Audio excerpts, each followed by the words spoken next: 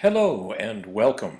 This is Captain Aquarius, doing business again today as Dan First, coming to you on July the 20th of 2017 from Lancaster, Pennsylvania, where I am privileged again to be doing astrology readings this week at the wonderful herbal and book and sacred energy medicine store called Radiance, which used to be called, interestingly, Herbs from the Labyrinth, because the owner of the store, the great master herbalist Sarah Preston, had in her garden, perhaps still has at her home, a labyrinth consisting entirely of medicinal plants. And so this is one of the few spiritual book and gift stores in the world, which is also an herbal store. And so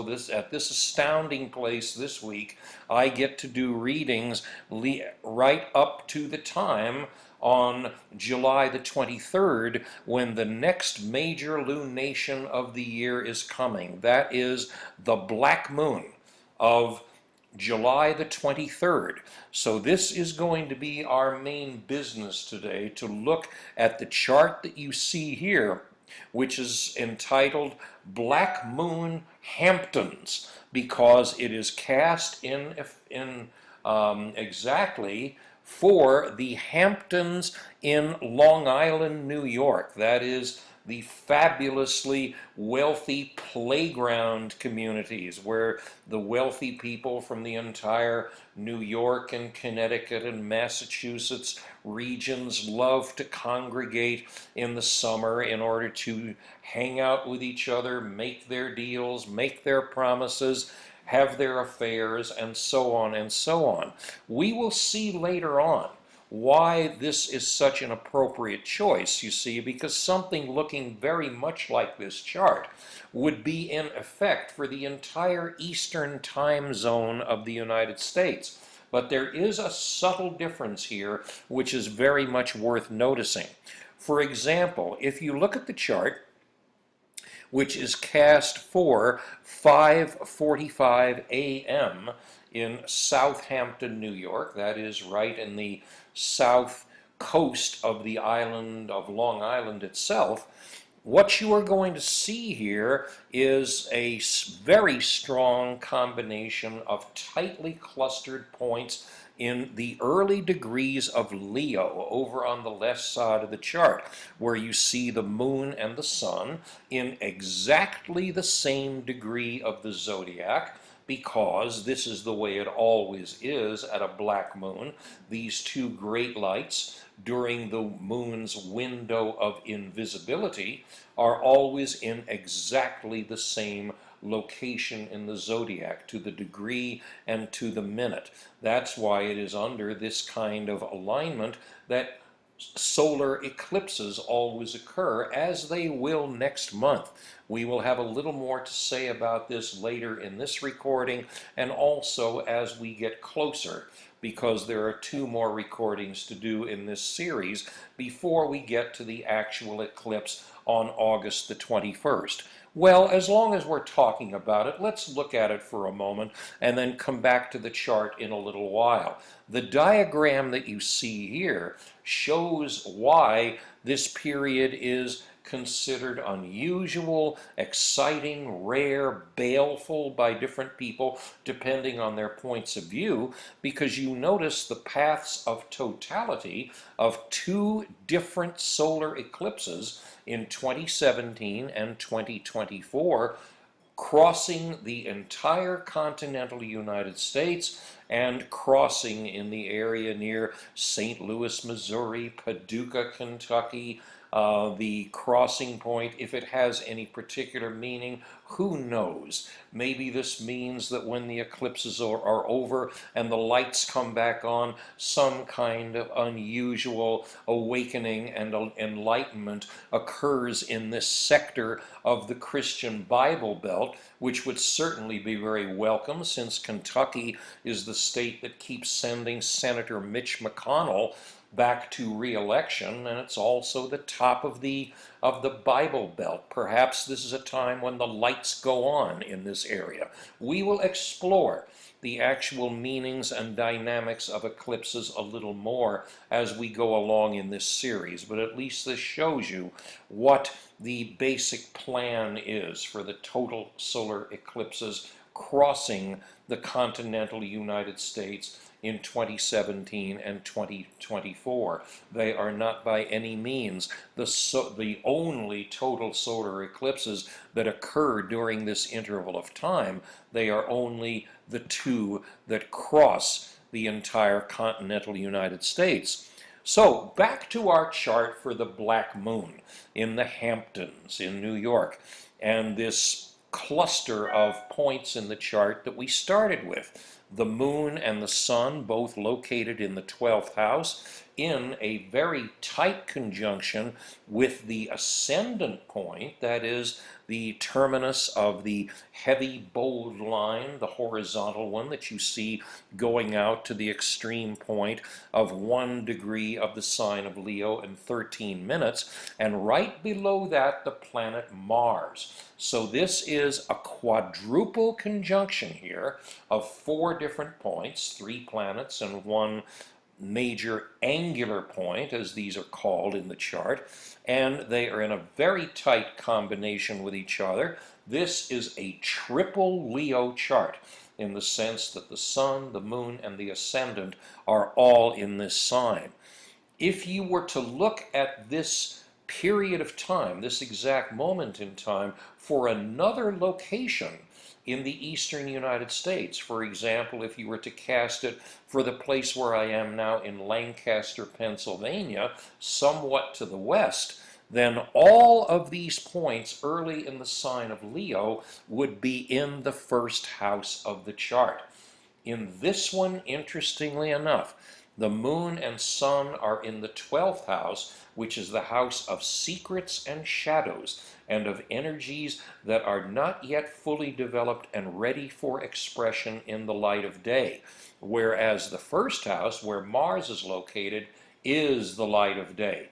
The way that we can compare these is that the 12th house is like the wings at the side of the stage where the actors wait in the dark before they go on, whereas the 1st house is the stage itself. And so if one has a configuration like this in the natal chart, then the question in it is, how do we use the transiting energies of other planets in real time, or how do we use other planet placements in the natal chart to show us how to uncork those energies that are in the 12th house and getting them operating more actively, projecting themselves outward for purposes of creative intention and realization in the light of day.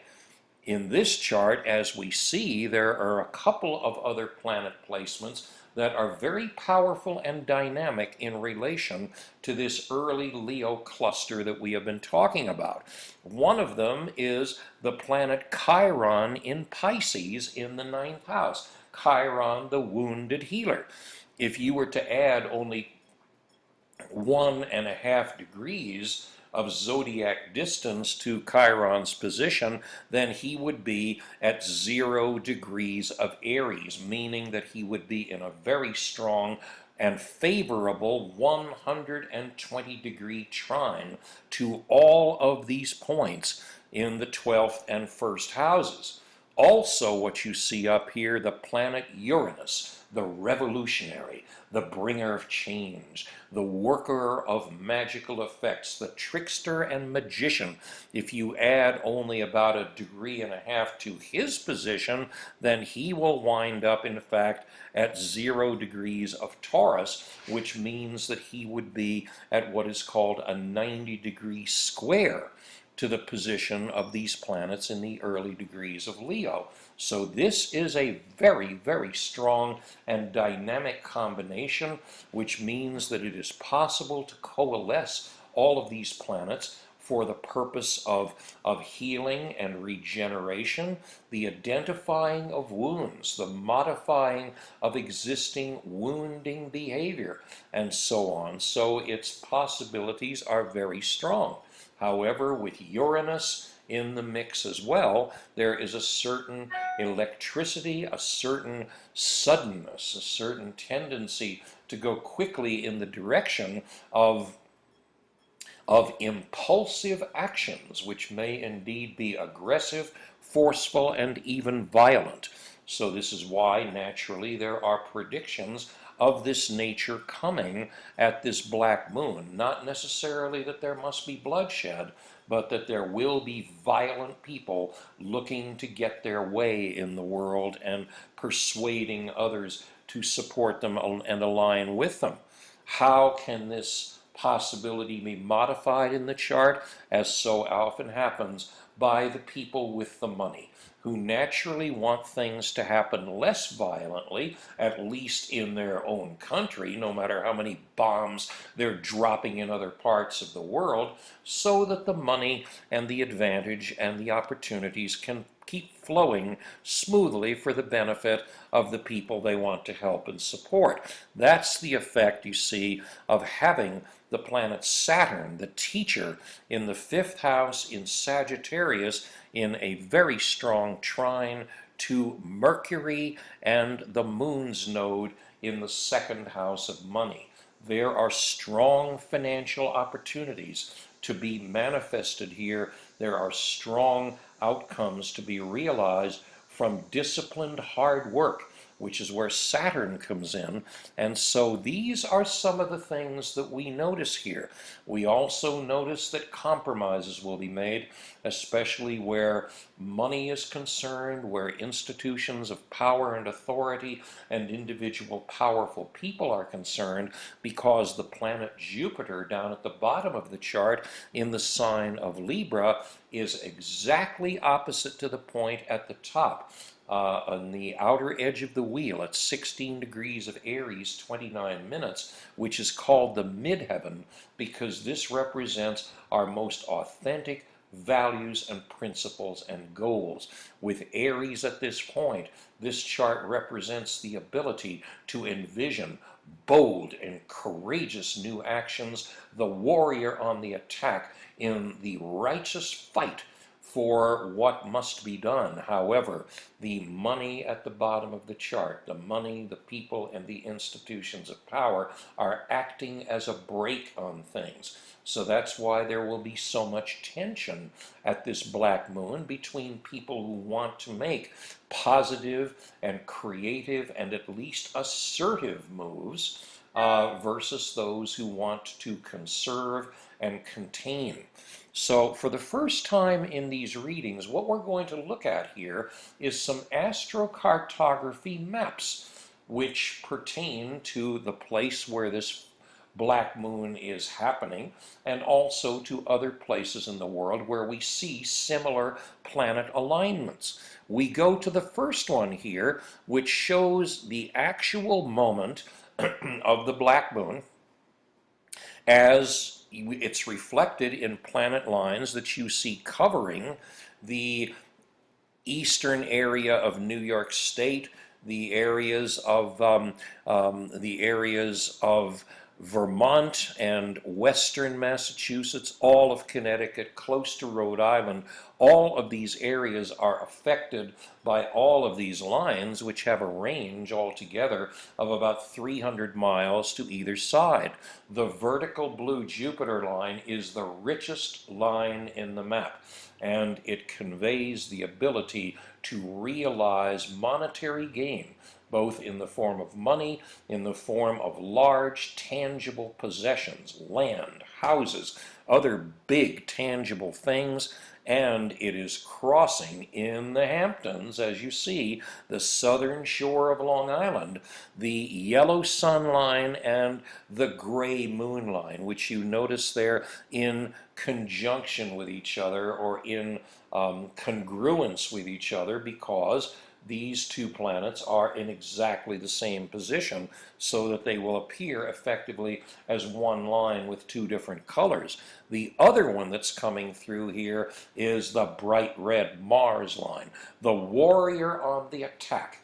And so it is obvious that what is going on here, in this part of the world at least, at this interval of time, and for a little while after this, the early morning of this day of July the 23rd is extremely important for these financial movers and shakers and players who are alert keenly to an opportunity that blesses them very advantageously as people who are in the know and who are in a position to make brave, assertive moves. Now we look for another similar map, you see, because every line in the map, every planet is represented by 4 different lines, pointing up to spirit, down to the body and the material plane, east to our self-expression, like the 3 diagonal curving lines that you see in this map, or west to our relationships.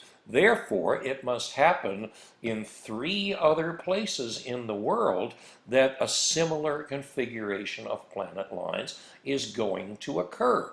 And so, therefore, let's look at these. One of them is, we notice, is that naturally there is likely to be trouble in Syria, because what you notice here is that now you see that yellow sun line and the gray moon line off the coast of Lebanon, and in fact going very close to Beirut. They are pointing up now to the top of the map, which is the dimension of spirit.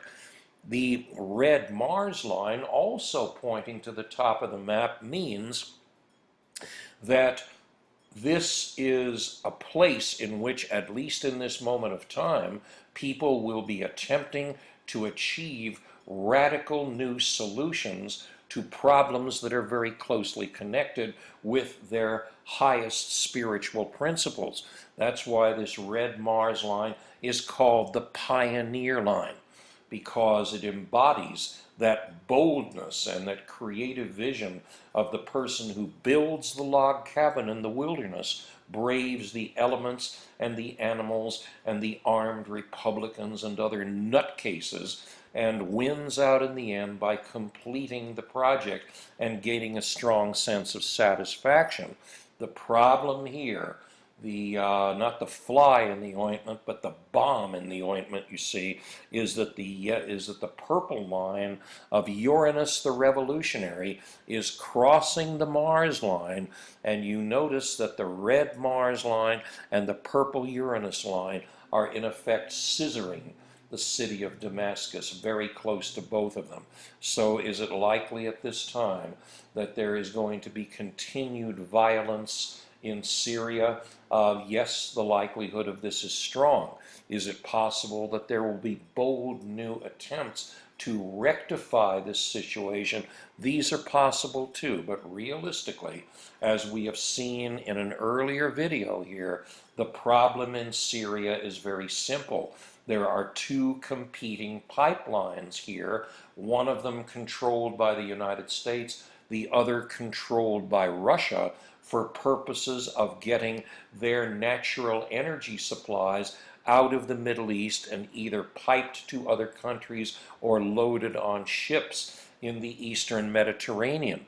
That's why these countries are fighting such a vicious proxy war in this part of the world. If they were able to make some kind of harmonious business arrangement that allows them to compete without doing so much killing, this problem would not exist. But it is likely to persist, at least through this black moon.